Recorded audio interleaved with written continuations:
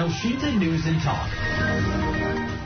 Pak Tauhid, bagaimana Bapak melihat mengenai penyelenggaraan KTT AIS 2023 dengan Indonesia sebagai tuan rumah?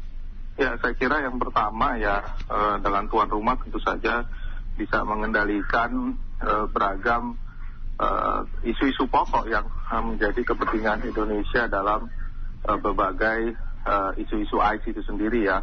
Karena kita sebagai negara kepulauan terbesar tentu memiliki karakteristik beserta potensi dan tantangannya begitu. Jadi isunya bisa kita kontrol. Yang kedua, saya kira memang momentumnya adalah karena kita sebagai tuan rumah bisa menunjukkan beragam potensi baik sumber daya alam maupun pariwisata maupun hal yang terkait dengan isu-isu tersebut begitu. Jadi bisa menjadi showcase lah, apalagi penyelenggarannya di Bali yang merupakan lokasi paling strategis untuk penyelenggaran MAIS tingkat dunia. Nah, yang ketiga saya kira yang paling penting adalah seberapa jauh rekomendasi yang diberikan bisa mempengaruhi kebijakan bukan hanya Indonesia tapi juga beragam negara-negara dunia. Tentu saja ini harus didukung dengan MOU atau kesepakatan apa yang harus dilakukan oleh masing-masing negara.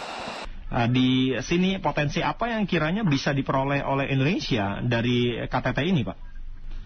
Ya, saya kira kerjasama kawasan ya, karena kan saya kira yang kita lihat apakah misalnya di antara negara-negara yang memiliki karakteristik sama, misalnya katakanlah dalam tackling isu pengelolaan lingkungan antar berbagai negara yang membutuhkan kerjasama gitu ya.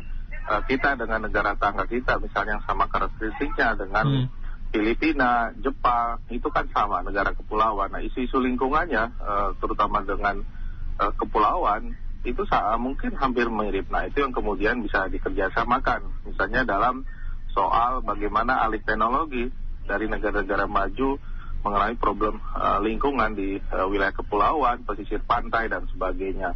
Itu yang pertama. Yang kedua adalah yang kita dorong adalah peningkatan kapasitas dari SDM kita ya, baik pemerintah maupun kalangan akademisi yang bisa mempengaruhi atau bisa menjalankan beragam program kegiatan yang relevan dengan kerjasama tersebut begitu. Nah, ini yang saya kira juga penting.